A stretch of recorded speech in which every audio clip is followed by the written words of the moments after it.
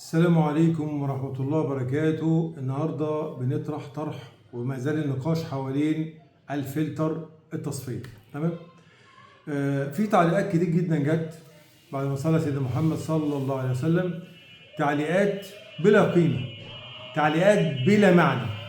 ليه بقى؟ النهاردة أنا شايف إن في ناس دخلاء على المهنة أصلا وما يعرفوش حاجة، وبناء عليه بيقول لك ايه؟ مثلا تعليق يقول لك ايه؟ كلامك غلط. طيب سؤال، احنا استفدنا ايه من كلامك انت اصلا؟ انا كلامي غلط، على الاقل انا حاولت، نلت شرف المحاوله. لكن انت لما تقول لي كلامك غلط، خدني ايه من كلامك؟ اصبح كده كلامك فكرني واحد في بلدنا الله يرحمه، الله يرحمه، كان راجل حكيم، بيقول له: يا خليك فعال في حياتك يا عالة. قال له: يعني ايه يابا؟ قال لي: انا لما تكون موجود تقول كلمه توزينك، مش تعمل زي اللي واقف وسط الرجاله يعمل بيب عشان يعرفوا ان موجود. طبعا مش عايز اوضح. عايز تبقى راجل يا واد، قول كلمتك وسط الرجاله يبقى ليك قيمه ووزن. لكن مش يبقى واقف وسط الرجاله وتعمل بيب عشان يعرفوا انت موجود. يقولوا: مين المقرف ده؟ اما تيجي تعلق تقول غلط، انت كده عملت زي الراجل اللي عمل بيب بالظبط كده. لكن لما تقول لي: والله يا حاج سامي اللي بتتكلم عليها دي، انا قلت اسمها شمعة قطنية، مسمى قطنية، مسمى، ما بقولش دي من القطن المصري الخالص اللي تاخده من الغيط وعملوه قطن، لا، بقول لك شمعة قطنية، تفرق عن الشمعة الفتن. تمام؟ يوم لما اروح للتاجر اقول له: اديني شمعة قطنية، ما اقعدش اقول له بقى اتمزق شمعة اكريليك مصنوعة مش عارف ايه والفايبر ايه ايه والنسبة ايه، يقول لي: اعمل ايه يا عم اللي انت فيه ده؟ شمعة قطنية وخلاص، اسمها شمعة قطنية ولا شمعة فتن؟ عايز قطنية ولا فتن؟ هو التجار ماشيين كده، قطنية ولا فتن؟ بس خلص الموضوع. يبقى احنا مشكلتنا مش في المسميات، احنا مشكلتنا في ان حضرتك بتقول لي الشمعة دي ما تقعدش اكتر من شهر، 2 3 4، تيجي تقول لي بالمسمى، الشمعة دي النوع ده ما بيقعدش اكتر من 3 شهور ويبدأ يتحلل، اللي هو مصنوع من كذا كذا الياف كذا. ماشي، جميل جدا، باختصار عشان ما تطولش تعليقك. وفي نفس الوقت تقول لي شركة ايه اللي اتعاملت معاها والشمعة دي بعد 3 شهور باظت. وفي نفس الوقت تقول لي: تمام، لو عايز تجيبها منين؟ مثلا على خاص، لو انت عايز تنصح الناس اصلا، يعني مثلا ما علينا من القصه دي وما علينا من الموضوع ده، ادي لون وادي لون، ما علينا من القصه دي كلها. سؤال، انت بتقول لي الشمعه دي المفروض تغيرها كل حبه، واحد بيقول لي كل حبه. وفي حاجه اسمها يا جماعه في الشغل بتاعنا حبه؟ في حاجه اسمها، في اغنيه اسمها حبه حبه وشوق محبه، واديني حبه فول، واديني حبه تبن، واديني حبه عليقه، واديني حبه ذره، واديني حبه حنطه. حبه ايه يا ابو حبه؟ هو في حاجه اسمها حبه يا جماعه؟ انت قول لي الشركه دي ولا دي اشتغلت معاها؟ والشمعه دي يا حاج سامي ما تقعدش اكتر من 6 شهور، بعد 6 شهور بتعمل 1 2 3 4.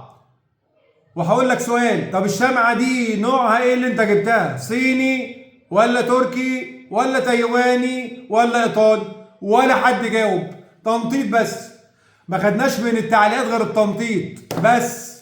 لكن حد يفيد، انا فدتك وبقول لك راكب شمعة تصفية عشان تمنع عن بيتك الشوائب، جبت لك فايدة، بدأت الخطوة معاك، بدأت الطريق معاك. انت بقى بدأت الطريق، عملت حد في طوب بس، عملت زي الراجل اللي عمل بيب عشان يبان ان هو موجود.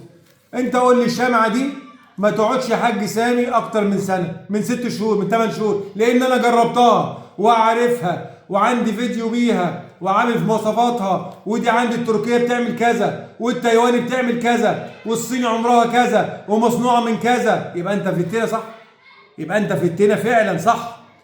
انما ايه؟ غيرها كل حبه، انت كلامك غلط، انت ما بتفهمش حاجه. طب جميل جدا، طب ما تقول لي انت يا فهامه، قول لي انت يا فهامه، ده انت ما عرفتش ترد اصلا انت ولا هو رد زي ما انا سالتك السؤال. طب رد على قد السؤال. الشمعه الكربونيه دي عمرها قد ايه؟ دي عمرها 3 شهور. طب ماشي يا حبيبي، قول لي تايواني ولا ايطالي ولا صيني ولا تجاري مصنوع محلي؟ انت قول لي. لكن ما تقولش الشمعه دي 3 شهور، يبقى انت ما جاوبتش. انت كده تلميذ جاوبت اجابه غلط، اطلع بره الفصل، ساقط. الإجابة النموذجية: الشمعة الكربونية المصنوعة الأصلية الإيطالي، عمرها الافتراضي من أول ما تنزل في المية 1 2 3 4. الشمعة القطنية عمرها الافتراضي الإيطالي 1 2 3 4. الصيني 1 2 3 4. المحلي 1 2 3 4. هو ده الجواب اللي يفيد الناس.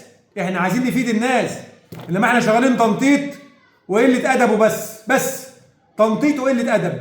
لكن النهارده فيد الناس إفادة؟ لا، أنا عايز الجمهور بتاعي يبقى راجل قاعد كده واعي وعارف إن الشمعة بتاعته دي لو صيني هتعيش كذا، لو محلي يبقى كذا، لو إيطالي تبقى كذا. يبقى أنا عارف دماغي فيها إيه، عارف الشمعة دي شركتها إيه والشمعة دي شركتها إيه.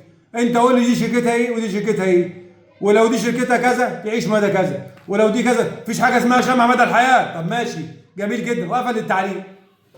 صلى الله وسلم عليك يا سيدي. كسبني يا عم؟ كسبني من كلامك؟ ولا حاجه. كلامك ايه؟ ولا حاجه. انت ايه؟ ولا حاجه. عملت برضه زي الراجل عمل بيب عشان الرجاله يعرفوا ان هو موجود. اما تعلق تعليق غير منطقي وغير نموذجي يبقى انت راجل عمل بيب وسط الرجاله عشان يعملوا كده يبصوا عليه بس، هيعرفوك من البيب بتاعتك. لكن يعرفوك من معلومه تبقى كده زي الراجل بتاع الله يرحمه يقول لك: يا واد لما تقف وسط الرجاله يا واد قول كلمه جامده يا ولا عشان يقدروك ويعرفوا انك راجل ويحترموك ويعملوا لك قيمه. هو ده الناس بتاعت زمان، خدنا منهم كده، شفناهم وقعدنا معاهم وعرفنا منهم المرجله والرجوله.